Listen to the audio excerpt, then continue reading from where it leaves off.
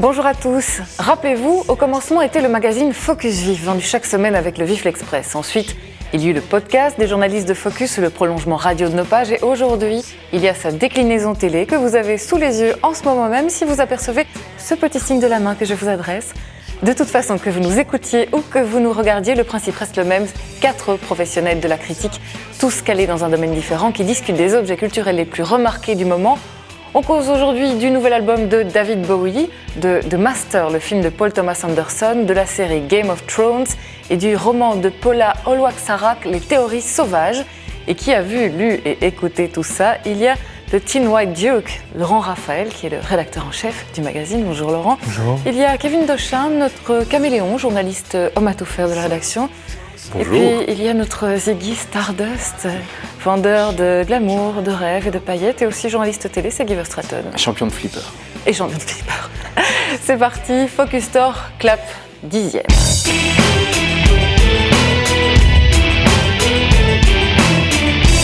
Et on débute donc cette émission avec The Next Day, le nouveau disque de David Bowie, un disque surprise après 10 ans d'absence qui a été annoncé le 8 janvier dernier, le jour de ses 66 ans, avec la mise en ligne inattendue d'un drôle de clip, celui de Where Are We Now, entre spleen berlinois et tête à claque québécoise. 14 morceaux, 17 sur l'édition Deluxe, pour le retour le plus fracassant de l'histoire du rock, c'est ce qu'on dit.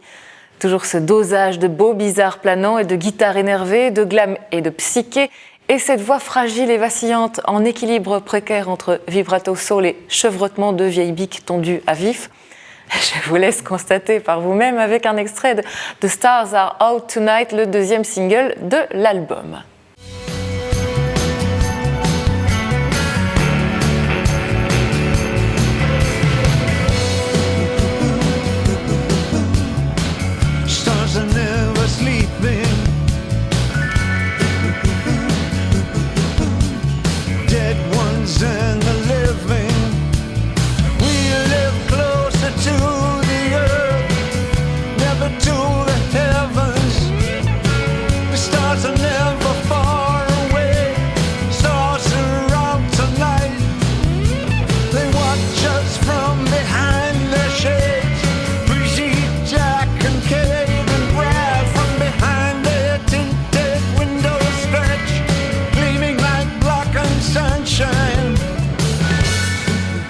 Alors au niveau de l'artwork de la pochette, on ne s'est pas foulé. On a repris la photo de couverture de l'album Heroes de 77, on lui a collé un carré blanc dessus et on y a inscrit The Next Day, ce qui me semble être une parfaite mise en abîme de la teneur de ce disque, un album que j'ai quand même trouvé très très daté, qui ne m'a pas vraiment intéressé. Il faut dire que oui, il m'a toujours très largement passé au-dessus de la tête.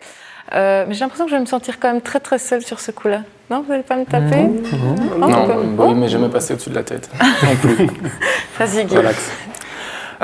David Bowie, quelle histoire quand même. Bon, j'ai 30 ans, 31, pardon. Et Bowie, forcément, j'ai pas connu tous ces avatars, j'ai pas connu toutes ces évolutions, j'ai pas connu toute la révolution qu'il a pu induire dans la musique contemporaine. Mais pour autant, c'est quelqu'un qui m'est plutôt sympathique globalement et qui a plutôt bonne presse auprès de moi. Et en l'occurrence, j'ai écouté son album avec attention, plusieurs fois même, et je dois dire que ça m'a favorablement surpris au bout de la 18e écoute, je pense. Non, vraiment. Après un moment, j'ai commencé à vraiment l'écouter attentivement et je trouve qu'il y a dans cet album, au-delà du fait qu'il y a peut-être un peu trop de références à la mort, je trouvais qu'il y avait beaucoup de « I'm not dead »,« he's not dying »,« I'm here »,« I'm not dead ». Ça faisait vraiment comme si tout le monde pensait qu'il était mort, ce qui est apparemment un peu le cas. Tu te sens tellement seul que tu pourrais mourir. Mais c'était un peu ça. Je trouve il a frôlé la mort. Il a été très malade, donc on l'a cru perdu. Non, mais est-ce que c'est avéré ça ou pas? Parce que je ne suis pas certain. Il est très discret sur sa vie privée, mais apparemment il y avait quand même de bonnes présomptions qu'il a eu un cancer. Je ne sais pas s'il est complètement guéri. Donc c'est apparemment quelque chose qui doit le hanter. Il a 66 ans. Je pense qu'il arrive à un stade de sa vie où il y a pas mal de questions un peu existentielles qui doivent le bousculer.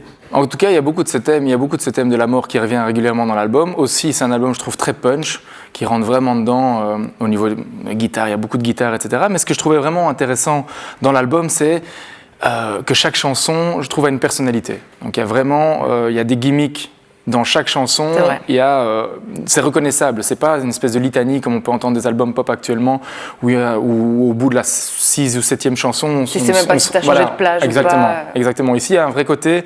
Il s'est vraiment foulé pour faire 14 titres, ou 17 en l'occurrence pour l'édition de luxe, qui sont 17 titres qui sont reconnaissables et qui est un vrai album, je pense. Il s'autocite beaucoup, en fait. Il puise un peu dans tout Oui, son c'est ça. Mais catalogue. moi, c'est ça qui m'a un petit peu... Ouais, Mais- enfin moi ce qui m'a frappé, c'est quand même l'énergie. Il y a une vraie- Malgré les thématiques un peu morbides, on sent un plaisir à écrire et à chanter avec une énergie folle d'un petit jeune, avec une voix qui n'a pas perdu son côté un peu spectral et assez magnétique. Et donc il réussit quand même un beau retour après plus d'une décennie de disette, quasiment 2 décennies complètes où on ne l'a pas entendu, ou alors quand on l'entendait, c'était avec une grimace. Et donc je trouve qu'ici, il réussit quand même à faire un album qui est très instrumental, parfois un peu trop, où il charge un peu la barre, il vire parfois un peu métal. Mais à côté de ça, je trouve que moi, les morceaux les plus décharnés fonctionnent vraiment bien, quoi. On n'a pas dû écouter le même métal pour que tu trouves ça métal. Même moi, Led Zepp, c'est déjà métal. Hein. D'accord. Mais sinon, il a ce côté morbide, mais décalé et fun aussi. Le morceau de Stars Are Tonight, justement, c'est assez... Enfin, moi, je l'ai pris au second degré, en tout cas. Et quand on voit le clip, complètement. justement, c'est... on voit bien ce Oui, il fait son côté... petit supermarché Voilà. avec Bobonne. Oui, avec Bobonne qui est Tilda Swinton. Et donc ça montre bien, c'est ça qui est intéressant, c'est que ça reste un artiste plasticien aussi sensible à la peinture et au visuel qu'à la chanson. Et c'est ça que je trouve assez fascinant dans le personnage, c'est que dans ce clip-là, il ne fait pas un bête clip. Non, il va chercher l'actrice qui est la plus pointue dans son secteur, qui lui ressemble un peu, donc il y a tout ce mimétisme, et il arrive à en faire quelque chose, un objet d'art intéressant, presque une installation, quoi. Ça, c'est marrant, d'ailleurs, le choix de Tilda Swinton. Je me suis dit, dès les premières secondes du clip, j'ai vu le Tilda Swinton au générique, je me suis dit, enfin, mais c'est évident, quoi, c'est David Sa Bowie. sœur. Voilà, c'est sa sœur. Et alors, j'ai un peu fouillé, je suis tombé sur un blog qui s'appelle Tilda Stardust, où ils remettent l'un à côté de l'autre, chaque fois des photos de David Bowie et de Tilda Swinton dans le même genre de cas, et c'est assez, Moi, j'ai vu assez flagrant. Pochette d'album de David Bowie refaites par des chats.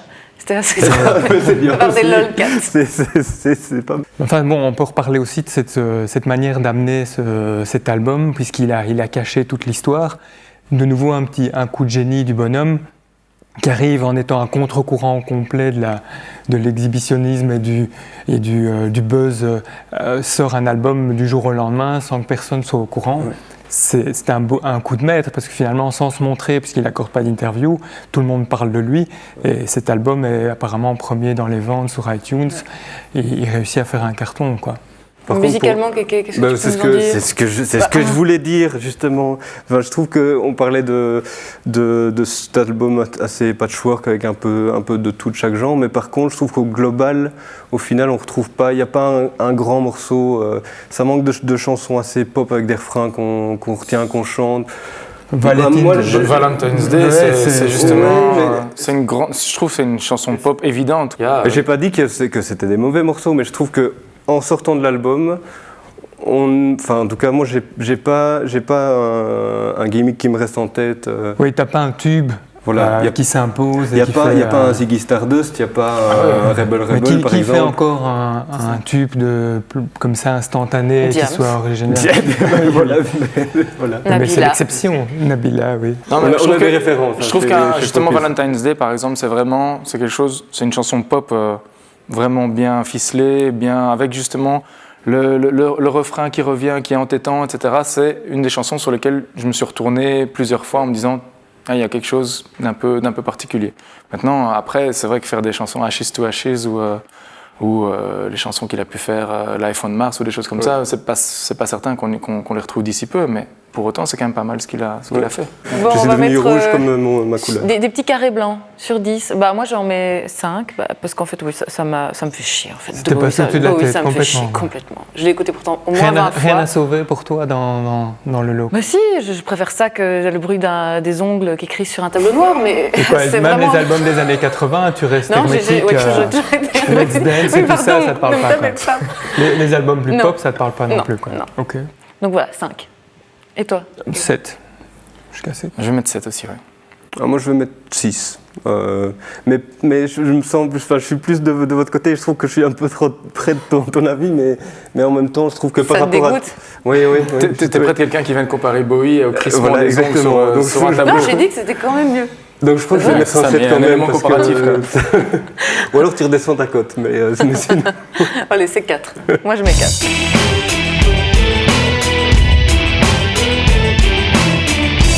The Master, c'est le nouveau film de Paul Thomas Anderson, à ne pas confondre avec Wes Anderson. Le premier, celui qui nous intéresse, c'est un réalisateur américain majeur, mais très très peu prolifique. On lui doit seulement 6 longs métrages en tout et pour tout sur toute sa carrière, dont Boogie Nights, Magnolia et There Will Be Blood. Près de 5 ans après son dernier film, il revient avec ce Master, Lion d'or au dernier festival de Venise. 137 minutes sans coup d'éclat, sans retournement de situation, sans suspense, mais qui se regarde quand même la mâchoire sévèrement décrochée. Voici déjà un petit extrait en guise de mise en bouche. There will be people on the outside who will not understand the condition you men have. C'est l'histoire de Freddy, c'est Joaquin Phoenix, un soldat américain qui est revenu tout cabossé de la guerre du Pacifique, déglingué dans sa tête avec des accès de rage, de violence et même de folie, largement arrosé de l'alcool qu'il distille lui-même pour bien s'exploser les neurones. Un jour de biture, il va rencontrer Lancaster Dodd, c'est Philip Seymour Hoffman qui va, on ne sait pas trop pourquoi, se prendre d'affection ou en tout cas d'intérêt pour lui. Dodd est une sorte de gourou à la tête d'un obscur projet appelé La Cause. Et il va tenter de traiter et d'apaiser Freddy avec des séances de désensibilisation pas très loin de la torture mentale. Et c'est vrai que c'est formellement très très beau, tourné en 70 mm, sonorisé par Johnny Greenwood de Radiohead. C'est aussi et surtout très envoûtant, hypnotisant, un peu comme les séances auxquelles doit s'adonner Freddy. Mais je retiendrai surtout que Joaquin Phoenix et Philip Seymour Hoffman sont deux putain d'immenses acteurs. C'est quand même très difficile à croire que les Oscars leur sont passés sous le nez. Qu'est-ce que t'en dis, toi, Laurent, le chef ? C'est un film assez littéraire, avec pas mal de clés qui ne sont pas données aux spectateurs. Et donc, il faut rentrer dans ce film de manière un peu... Il faut se laisser emporter par un flow. Par une petite musique. Oui, cette musique d'ailleurs qui est assez agaçante par moments, puisqu'elle frise un peu la musique contemporaine, elle joue aussi, elle tape un peu sur les nerfs en parallèle avec ce que le film raconte. Ce qui cadre très bien avec les séances de désensibilisation de Freddy, qui sont aussi assez crispantes à voir, non ? Ben oui, mais c'est un film qui joue un peu sur les nerfs, hein. Clairement, il nous prend dans cette relation un peu... père-fils, gourou-disciple, on ne sait pas très bien où se situer, on a un Phoenix qui est un peu perdu dans l'alcool, qui se noie de plus en plus, et on a Philip Seymour Hoffman qui s'en sert de Kobe pour essayer sa théorie. Il y a un troisième personnage, c'est le personnage de la femme de Philip Seymour Hoffman, joué par qui Amy vient Adams. Un petit peu compenser de temps en temps et remettre l'église au milieu du village, puisque c'est quand même elle en partie qui tient les rênes de cette relation, qui essaye de la maintenir sur les rails de ce que Seymour Hoffman veut en faire au départ, donc une espèce de test de sa philosophie grandeur nature. Et elle est là pour un petit peu, c'est le gardien du temple quelque part, parce que Hoffman n'est pas tout net non plus, et c'est un des intérêts du film, c'est que les personnages sont troubles tous. Je trouve que l'une des forces justement, c'est de donner à Philip Seymour Hoffman un personnage pas caricatural pour un sou. Vraiment, il n'y a pas ce côté gourou qu'on pourrait avoir. On entend le synopsis, on se dit bon, il va y avoir un gourou qui prend sous son aile un garçon un peu perdu. Non. Il y a un côté tout à fait normal, je trouve, chez Philippe, un peu charismatique, mais sans entrer dans l'excès, qui est assez phénoménal. Philip Seymour Hoffman est incroyable dans le film. Je trouve que en revanche, Joaquin Phoenix, qui fait une prestation marquante, je le trouve parfois à la limite entre le génial et le grotesque. Est-ce que c'est du jeu, en fait ? Moi, c'est ce que je me demande. Il y a une scène où il se tape la tête contre une espèce de lit dans une cellule. Il a dû se faire réellement mal. Est-ce que c'est vraiment lui ? Est-ce qu'il se rend compte qu'il joue un personnage ? C'est ça qui est complètement fou. Ça fait un peu peur, mais il a un petit peu un côté, parfois, Sean Penn dans... c'est I Am Sam, je pense, ce film où il joue un handicap, oui, c'est vrai. Où il joue un retardé. Il a un petit côté parfois un peu comme ça, qui m'a parfois laissé une distance avec le personnage en me disant bon là... C'est la méthode, il est dans son rôle à 300%. Oui, mais en même temps, il y a un petit côté que Hoffman n'a pas, parce que forcément, il ne joue pas du tout le même type de rôle, mais pourtant... il n'y a pas cette caricature.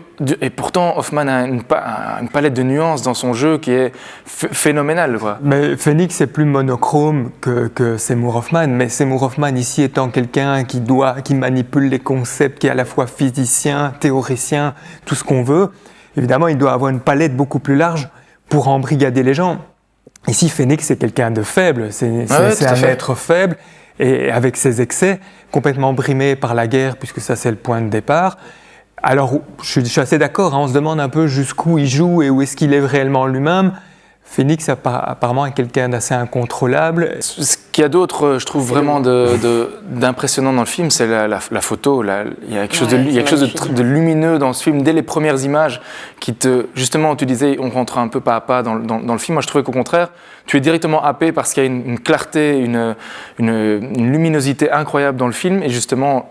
Mais tu n'as pas une scène d'action, c'est ça que je veux dire. C'est tout de suite quelque chose un peu mystérieux où on ne te donne pas les clés immédiatement. C'est en demi-rythme comme ça. Tout le film il se fait passe... semblant de forniquer avec un château de sable. C'est une sorte de scène d'action. Hein. Oui, si on veut. Un peu hagarde. Une grande réussite à tout point de vue, ce master. Et t'as pas l'impression par rapport à There Will Be Blood, par exemple, qu'il reste un peu cantonné, enfermé dans cette relation, là où dans les précédents, il arrive à donner une dimension un peu plus large et un côté peut-être plus accessible, parce que finalement, c'est un film assez âpre, qui n'est pas simple, le sujet n'est pas simple, il n'aide pas beaucoup le spectateur, même si je trouve ça formidable, magnifique, et ça reste, et la musique y aide aussi, contribue. Mais c'est moins évident, c'est son film le moins évident. C'est moins évident que Magnolia, que Punch Drunk Love ou Boogie Nights. Ou Boogie Nights, des choses comme ça, bien sûr. Mais pour autant, je trouve qu'il y a ce qu'il n'y avait pas forcément dans les films précédents. Ici, les scènes entre Philip Seymour Hoffman et Joaquin Phoenix sont d'une intensité. Je crois que dans un sens, c'est aussi cette distance qui fait la force du film. Je crois que ça ne marcherait pas si on rentrait plus dedans, je crois. Ah oui, non, mais c'est la qualité, mais c'est la qualité du film, c'est l'aspect plus littéraire, comme ça que je qualifie un peu du film. C'est ce qui fait ses qualités, c'est ce qui fait dans ce cas-ci, je trouve parfois un peu la limite entre le film excellent et le chef-d'œuvre. Voilà, c'est la petite fraction. Quelque chose. Mais je veux juste rendre justice à Paul Thomas Anderson. Je pense qu'il a 42 ans ou 43 ans. Je pense. Il est né en 1970. Il est tout jeune, donc il a fait que 6 films. Easy. Oui, mais il met 5 ans. On verra quand on aura 42 ans. On verra ce qu'on aura fait, nous deux, à 42 ans. Et tu sais qu'il sort avec une humoriste, quoi, une fille de Saturday Night Live. Avec Anne Romanoff, oui, j'en ai. Tout à fait, c'est un couple qui fait rêver Hollywood. Non, je sais. Bon, on va mettre une petite cotation, on va mettre des verres d'alcool frelatés sur 10. Moi, je lui en mets quand même 8. Oui, je vais lui en mettre 8 aussi, avec la petite réserve que je disais, mais ça vaut quand même un 8. Absolument. Je trouve que c'est une très bonne cotation. Bonne cote. Je ne vais pas changer, ça ne sert à rien finalement. C'est la première fois qu'on est unanime, non? Oui, pour tous. Et tous pour... On parlait de Master, le dernier film de Paul Thomas Anderson.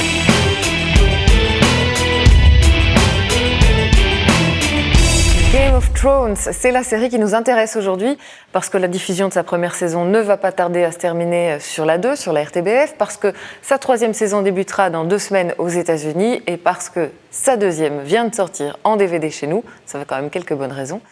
Game of Thrones, c'est un énorme phénomène un peu partout dans le monde qui fédère une incroyable communauté de fans. C'est la série la plus téléchargée de 2012 et c'est un des rares exemples d'accord parfait entre le public et la critique. Il faut dire que c'est l'adaptation télé d'une saga d'heroic fantasy signée George R.R. Martin qui avait déjà connu un très gros succès.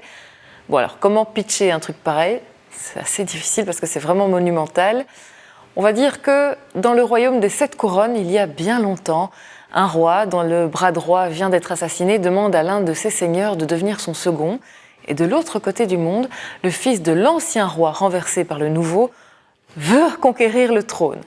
Voilà, c'est en tout cas comme ça que ça commence. J'ai essayé de faire au plus simple. Et voici à quoi ça ressemble.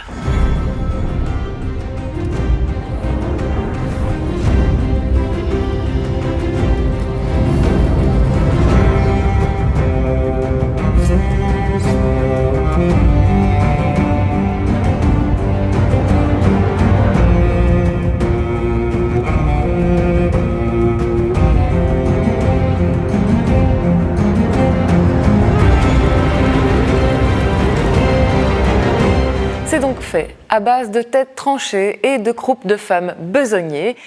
Il n'y a que de la baston, de la stratégie et de la baise dans Game of Thrones. Personnellement, je trouve ça assez bourrin, voire baraki comme série. J'entends déjà qu'on crie en régie. Kevin, c'est quoi ton avis là-dessus ? Moi, je suis plutôt fan, justement. Je suis plutôt conquis. Je trouve que la grande force de la série, c'est d'être une série d'heroic fantasy sans vraiment l'être. Et ça permet de toucher un public peut-être plus grand. Le bon exemple, c'est que moi, quand j'étais gamin, j'étais plongé dans Le Seigneur des Anneaux et ce genre de choses que j'ai lues et relues, etc. Et quand c'est sorti au cinéma, j'étais waouh, comme ça. Et à côté de ça, ma copine est plutôt frileuse à ce genre de choses. Et pourtant, quand on a commencé à regarder la série à deux, c'est elle qui disait « Ouais, non, pas grave, on dormira un petit peu moins, on va se regarder un épisode de plus. » Ah, moi, pas du tout. Et donc, je devais me forcer pour lancer le suivant. Mais voilà, moi je trouve que ça marche vraiment bien. Et puis on n'est pas trop dans le côté dragon, machin, esprit, etc. Je trouve que ça pourrait être une série médiévale. Voilà. C'est parce qu'il n'y avait pas assez de budget, à mon avis. Du coup, tous les effets spéciaux étaient je un peu crois qu'au niveau des budgets, ça va. Oui, il faut qu'ils se débrouillent bien. Mais c'est pas si sûr, justement, parce que ce côté Heroic Fantasy, moi, qui me pompe l'air, l'Heroic Fantasy, ça me saoule d'une force absolue en général. Ici, il y a un petit côté, effectivement, l'intrigue est tellement bien tricotée et il y a des vrais enjeux au niveau de la narration. Maintenant, c'est sûr que de temps en temps, on a l'impression qu'ils se disent « Ah oui, tiens, en fait, au début, au pilote, on avait fait un truc un peu surnaturel. Est-ce qu'on mettrait pas un dragon sur sa tête, un dragon ou alors un mort-vivant ou un truc comme ça? Est-ce qu'on a un peu le budget pour ça ?» Il y a ce côté quand même, ils se disent, on a un peu oublié qu'on avait des trucs surnaturels. T'as vu le nombre de figurants, le nombre de décors différents pour ça, des scènes qui durent une demi-seconde. Ça coûte pas cher. Des figurants. Avec des bons contacts. Moi, je trouve ce qui est plus gênant dans cette série, ce qui moi je trouve un peu, c'est le côté vulgaire qui est est assez, c'est pas du 3e degré, c'est vraiment ça manque des pâquerettes. Ça se prend très au sérieux en plus. Ça manque singulièrement d'humour. Ouais. Ça manque de recul. Ça manque vraiment de recul. Et ça, c'est dans toute série Heroic Fantasy, c'est toujours un peu le cas. Enfin, c'est le contrat tacite avec le téléspectateur. Mais... C'est ça. Ça me frappe toujours les acteurs qui sont obligés de déblatérer des dialogues complètement farfelus à base de mondes irréels et de peuplades qui n'existent pas et de fées et de trucs comme ça, alors qu'ils le disent avec un air vraiment sérieux. Mais c'est très important. Mais il y a quand même ils sont très concernés. Un personnage qui est drôle et qui a de la distance, c'est le nain. C'est un le meilleur nain du monde. C'est lui qui apporte une dimension un peu plus psychologique à la série, puisque c'est dans les complots, c'est lui qui a compris, c'est le seul qui réfléchit un peu de la bande. Pour le reste, on est plutôt dans Xena la guerrière et Conan le barbare que dans une c'est quand même plus subtil que Xena la guerrière. Je schématise, mais dans les passages, en effet, où il y a du cul à toutes les sauces, c'est un peu forcé, quoi. Ils n'ont rien d'autre à faire. Voilà, c'est un peu, je sais pas, est-ce que ça correspond au public américain, teenager qui aime bien voir ce genre de truc, mais c'est pas très relevé, ça apporte pas grand-chose à l'intrigue. Et alors moi, où ça me gêne, c'est que ça devient un artifice pour faire durer les épisodes. Et du coup, on se demande un peu quel est l'intérêt de faire une série. Pourquoi pas ramener ça une saison en moins ou deux en moins, ou réduire les épisodes à 30 à 40 minutes. Voilà, je trouve on sent un petit peu trop cette volonté d'aller puiser de ce côté-là, juste pour meubler un peu, et des plans, comme ça, plans séquences, où on voit ces espèces de Chippendales se balader dans les herbes. Moi, personnellement, ça me laisse complètement froid. Alors, les personnages féminins, je ne sais pas si vous avez remarqué, mais sont d'une platitude. Oui, malheureusement, ils sont rarement... C'est lamentable. Mais il n'y en a même pas un pour rattraper les autres. Cette petite blonde là, avec ses cheveux tout blonds, qui veut le trop. Khaleesi. Khaleesi. Qui tombe amoureuse d'un gros type horrible, parce qu'il lui fait bien l'amour. Mais il y a une scène extraordinaire, c'est quand justement son mari, le fameux... comment s'appelle-t-il ? Une espèce de The Rock avec des longs cheveux, il tranche la gorge d'un de ses seconds, et puis passe sa main dans son gosier pour lui retirer sa langue, qui devient alors pour le coup une espèce de langue de bœuf, parce qu'il faut bien la voir à l'écran. Moi j'ai quand même l'impression que la langue humaine, même à l'époque, était relativement plus réduite. En l'occurrence, ça ressemble à une grosse langue de bœuf. Mais on se dit quand même, allez les gars, on se calme un peu sur les effets, il n'y a pas de raison d'aller si fort. C'est le côté jacasse un peu de truc, quoi. Je trouve que ça ressort un peu, c'est un peu trop série présent, drôle quoi. aussi en même temps. Hein. Ouais, mais eux, ils sont pas drôles quand ils le font. Ils ont l'air très conscients de ce qu'ils font et c'est ce qui manque. Cela dit, pour être un peu plus dans ton sens, je trouve qu'il y a quand même une intrigue et le côté réaliste des jeux de pouvoir et tout ça est plutôt bien ficelé et peut faire jeter de vagues passerelles entre cette époque imaginaire et les parallèles avec ce qui se passe aujourd'hui. Et puis il y a quand même aujourd'hui. vraiment une série de très chouettes personnages. À part le nain, il y a aussi le Geoffrey, l'aspirant roi, futur roi en fonction c'est vrai qu'il est assez affreux. Qui est quand même un des pires méchants de série. Alors qu'il a 12 ans. Voilà, mais c'est peut-être pour ça. Il est pas chouette lui. Hein. On a envie de lui. On a envie qu'il meure. On a envie qu'il meure. Ouais. Mais qu'il meure lui, quoi. Que l'acteur meure. C'est un peu un mélange des genres un peu improbable. Voilà. Il y a aussi le frère qui prétend au trône. Jamie. Voilà, avec non mais celui donc il y a le couple qui s'envoie en l'air, couple frère et frère-sœur, et lui il sort d'un dessin animé de Disney quoi, avec sa oui, coiffure. c'est le prince Eric. C'est hallucinant quoi. C'est le prince de Shrek. De Shrek, c'est le prince de Shrek. Tout à fait. Tu as envie de lui donner des claques aussi, non, Shrek quoi. C'est vrai. Mais il faut dire que c'est bon pour le coup, c'est David Benioff qui scénarise qui a créé, qui est le showrunner avec D.B. Weiss, donc de Game of Thrones et de name dropping. Qui sont ces gens? Alors, David Benioff, je le cite pour la raison suivante, parce qu'il a scénarisé et écrit le bouquin qui a servi à l'adaptation de La 25e heure. Je ne sais pas si vous vous rappelez de ce film. Si quelqu'un a vu ce film de Spike Lee, qui est un film remarquable avec Edward Norton. Et c'est ce qui me fait... je trouve vraiment qu'il y a, effectivement, dans les intrigues et dans le scénario, c'est quand même costaud, malgré tout. Même s'il y a beaucoup d'exagération, même si c'est vulgaire, même si c'est un peu beauf, même si c'est un peu tiré par les cheveux, il y a quand même une vraie intrigue, il y a quand même des vrais enjeux narratifs. Donc ça, c'est quand même, je trouve, intéressant. Eh bien, notons à présent. 5. 5 têtes tranchées sur 5 10. têtes tranchées. 6. Bah, bon 7 quand même pour moi. Ben, moi, ce sera 5 aussi. C'était donc Game of Thrones.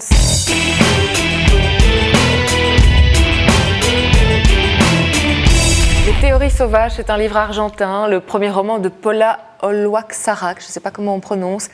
Et c'est un gros phénomène dans son pays et en France, déjà parce que la demoiselle est plutôt pas mal de sa personne, la bouche charnue, l'œil charbonneux, une sorte d'Eva Green latina de la littérature, et ensuite parce qu'on la compare déjà, après un seul bouquin, à Michel Houellebecq. C'est Technicart qui avait attiré mon attention là-dessus en lui consacrant plusieurs pages à la fin de l'année dernière et en écrivant, je cite, « Les théories sauvages, c'est très certainement ce qu'on a lu de plus barré, provocateur, malicieux, sexy et stimulant depuis des mois. » Bon, alors ça raconte quoi? Il s'agit de 2 récits parallèles. Le premier va s'attacher à la trajectoire sexuelle et intellectuelle d'un couple de gros laidrons à travers le Buenos Aires arty et branché. Le second met en scène une jeune fille, la narratrice du roman, obsédée par la théorie dite des transmissions moïques, exhumée de l'oubli par un de ses profs du NIF qui la fascine plus que tout, le tout sur fond de récits initiatiques de peuplades reculées. Alors dit comme ça peut avoir l'air simple, mais non, c'est en réalité plutôt complexe. Très luxuriant, très emmêlé, bourré de références philosophiques, très hermétiques, de name dropping, c'est beaucoup trop érudit pour moi, je n'ai pas tout compris.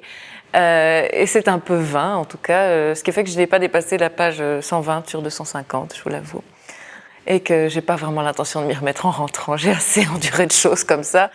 Guy, hier soir, je te parlais et tu me disais que c'était un petit peu difficile pour toi aussi. Je pense pas du tout. Que tu n'as d'ailleurs même pas terminé le bouquin, toi non plus. J'ai adoré. Non, c'est vrai. Effectivement, on s'est parlé hier via un réseau social connu de référence. Et lequel de nous l'a dit c'est affreux? Je pense que c'est moi. J'ai dit c'est affreux, tu m'as dit oh non, c'est horrible, j'en peux plus. Il me tombe littéralement des mains. Moi j'ai dit effectivement et c'est affreux. ça fait un buzz de malade pourtant ce livre, comment tu l'expliques? Je l'explique parce que... Je vais d'abord reprendre une citation de notre vénéré maître et néanmoins rédacteur en chef et patron ici présent qui nous a dit, pas plus tard qu'il y a 20 minutes, « Elle est bonne, la Paula ». Et je trouve que cette phrase... Tu dis des trucs comme ça, Laurent. Elle est bonne en littérature. Voilà. Donc, quelque part, il y a de ça. Je pense que le fait que Paula Oloksarak soit une très jolie femme, qu'elle soit très jeune aussi, enfin, bon, très jeune, elle a une trentaine... 35 ans. Quand elle a écrit ça, elle avait 30 ans. Ça, c'est très sexy ce que tu dis, parce que Michel Houellebecq, il fait un buzz, c'est pas pour son physique. Hein. Bah, il l'a pas fait. On va pas refaire l'histoire du monde et du sexisme. Non, mais si on la compare à Michel Houellebecq... Moi, je ne l'ai pas comparé à Michel Houellebecq, justement. Je crois que c'est un des problèmes que j'ai par rapport à ton introduction, en tout cas ce que les gens en disent. Moi, je n'ai pas vraiment vu du Houellebecq là-dedans, même si effectivement il y a comment s'appelait les particules. C'est le côté très cul. Non, moi je trouve que Houellebecq a une fluidité beaucoup plus grande chez Houellebecq. Il y a un récit chez Houellebecq, c'est beaucoup plus littéraire. Ici, c'est très philosophique. Et c'est très hermétique, je pense que tu as trouvé le terme qui était adéquat, c'est très très hermétique. Moi, je me sens très bête après avoir lu ça. J'ai vraiment l'impression d'avoir un vocabulaire réduit et d'être incapable de comprendre ce qui est écrit dedans. Ça fait des années qu'on essaie de te le faire comprendre. Voilà, donc je dois avouer ma faiblesse par rapport à ça. Je pense que si j'avais toutes les clés de compréhension de ce bouquin, à la fois je me sentirais plus intelligent et je pourrais reconnaître son côté brillant. Et il l'est certainement. J'imagine qu'il est certainement comme quand les gens mangent des huîtres. Moi, je déteste les huîtres, par exemple. Mais je peux imaginer que les gens considèrent ça comme formidable. En l'occurrence, je n'arrive pas. J'ai pas les clés. Tu voulais nous lire un petit passage? Je voulais vous lire un passage. Tu veux le faire maintenant? Absolument. Alors, c'est la page 133. Moi, je suis arrivé jusqu'à la page 200, donc je tiens à signaler quand même. J'ai fait acte de bravoure. Ouais. Donc, qu'est-ce que Paula nous dit? Paula nous dit « La conscience individuelle se réduit à la vanité, dont le domaine de définition est une interface autour du corps. Car l'amour est le sous-titre d'une réalité beaucoup plus spécifique, plus sidérale. La conscience individuelle n'entre en contact avec autrui qu'au travers d'elle-même, dans le langage de la vanité. La théorie est irréfutable quand elle affirme la présence d'un complot de manière divine organisé selon les intérêts humains. Déployer l'excès d'intimité qui consiste à être à la première personne, en sachant qu'il y a des deuxièmes et des troisièmes personnes dans le recensement où l'existence se fait à partir de moi, à travers moi, etc. C'est formidable. C'est limpide, elle parle de Facebook. Voilà. Donc, j'ai pas tout compris. Mais est-ce que c'est indispensable de tout comprendre? Parce qu'il faut déjà se réfléchir. Non, mais c'est indispensable d'un peu comprendre. Mais je crois que si on se laisse porter... Alors, c'est sûr, c'est pas une écriture et c'est pas une lecture facile ni toujours agréable. Mais si on se laisse porter, il y a quand même une espèce de musique qui finit par s'installer. Ah, mais je trouve vraiment pas. Et je trouve que dans les concepts qu'elle aborde, au bout du compte, on voit quand même la trame et cette critique à travers ce couple. Et il y a quelque chose de solide là derrière, toi qui as compris quelque chose. C'est pas un peu fumeux, je veux dire. Oui, il y a une partie fumeuse, mais c'est parce que c'est une critique de la société actuelle qui est elle-même fumeuse. Donc elle met en scène des personnages qui savent plus où ils sont complètement perdus, passent leur temps à faire des espèces d'activités artistiques un peu elles-mêmes fumeuses.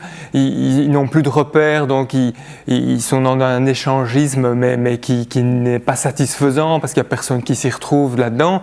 Donc c'est un petit peu une critique de la société, avec derrière des concepts philosophiques hyper pointus, mais qui eux par contre tiennent la route. Si on regarde, si on lit attentivement, c'est vrai que ça demande une concentration assez importante. De chaque instant, philosophiquement, ça tient la route. Ses références sont, d'ailleurs, je crois qu'elle a une formation de philosophe. Ouais. Ses références tiennent complètement la route et elle a greffé sur ses références historiques, elle a greffé une histoire un peu imaginaire autour d'une théorie qui expliquerait un peu pourquoi on est arrivé à ce qu'on est. C'est quoi les théories de transmission moïque? La théorie, ça voudrait qu'à l'origine, l'homme était une proie au lieu d'être un prédateur, puisque avant de maîtriser les armes et de retourner contre les animaux qui le chassaient à l'époque ancestrale, il a fait l'expérience très tôt de la peur et donc de la violence en lui. Et en fait, l'être, au final, c'est quelqu'un de violent, et tout ce qu'on va mettre de culture ne servira qu'à masquer cette violence. Pourquoi tu ne serais pas traducteur officiel de Paula? mais au bout du compte, c'est ça qu'elle explique dans son langage, avec ses formes, mais qui sont très originales. Elle a un vocabulaire malgré tout assez pauvre, je trouve. Oui, mais elle arrive à faire des images avec des termes parfois très techniques. elle arrive, je me souviens d'un passage où elle utilise des termes quasiment mathématiques, géométrie, vecteur et tout, pour définir une relation sexuelle. Et c'est assez comique parce qu'elle parle du vecteur qui glisse sur le plan. Enfin, et finalement, voilà, c'est assez imagé et je trouve assez original dans sa manière de décrire. Myriam, est-ce que tu comprends pourquoi est-ce qu'on est journaliste? Pourquoi c'est le rédacteur Pourquoi c'est le chef, Voilà, oui. non, voilà, c'est pour ça. C'est parce que lui, il comprend Il a les choses. Enfin voilà, ça Mais je peut suis paraître d'accord. très prétentieux de dire, parce que je peux pas dire que j'ai aimé le livre et que ça a été un moment agréable, mais en tout cas, je trouve qu'il pousse le bouchon un peu plus loin et il fait avancer les choses. Moi, ce que je dis, je pense que c'est l'expression d'une frustration par rapport à un objet dont j'ai pas réussi à pénétrer j'ai pas trouvé le sens. Voilà, c'est ça, c'est exactement par là, ça. Ah non, c'est voilà. plus une frustration. Maintenant, sincèrement, je pense qu'il y a des éléments là-dedans qui sont vraiment brillants et parfois même brillantissimes. Simplement, moi, j'ai Je n'ai pas vu. pas accès à ça. Bon, Kéké, toi, t'as lu quand même au moins 100 pages. Hein Ah non, 80. Oui, je ne sais plus exactement, mais Qu'est-ce que oui. tu peux nous en En dire? gros, j'ai eu l'impression moi, de me retrouver face à un syllabus de l'UNIF. J'étais nouveau sur Oui, sur moi les bancs de aussi. l'UNIF. Quoi. De temps en temps, t'as un mais mot d'un- comme fellation voilà. qui te fait... Ah Voilà. oui, ok, je suis toujours en vie. Je sais pas, Mais d'un je suis pas cours mort. qu'on n'aime pas, hein, du cours obligatoire.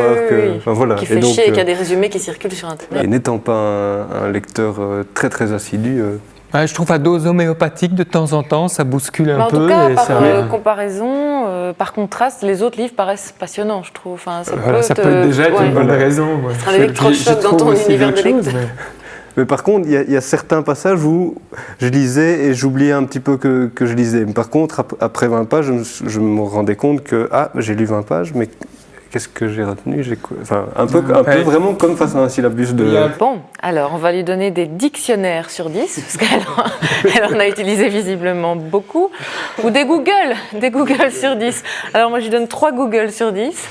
Moi, je pousse jusqu'à 7. Je vais donner 5. Google. Mais 3 aussi, c'est ce que... Oui. 3 d'incompréhension. Moi, je le lirai quand je serai plus intelligent. Oui, en attendant. En fait, encore un ce peu. serait les dictionnaires. Voilà, ce serait la cote que j'aurais si je passais l'examen Oui. du... Les théories sauvages de Paula Oloaxara qui est publié chez Seuil. On a tout fini, on a tout épuisé, on n'a plus rien à vous dire. J'espère que ça vous a plu. C'est l'occasion de rappeler à ceux qui sont en train de nous regarder qu'ils peuvent aussi nous écouter sur iTunes et sur Podomatic, et à ceux qui nous écoutent qu'ils peuvent taper Focus Store sur YouTube et admirer nos physiques de presse écrite. Parce que oui, en fait, dans la vraie vie, on écrit toutes les semaines dans le magazine Focus Vif. On vous donne rendez-vous ici même dans 2 semaines. D'ici là, pensez très fort à nous. On fera pareil de notre côté. On vous embrasse. Salut tout le monde. Salut Laurent, Guy, Kevin. Salut. À bientôt. Ciao.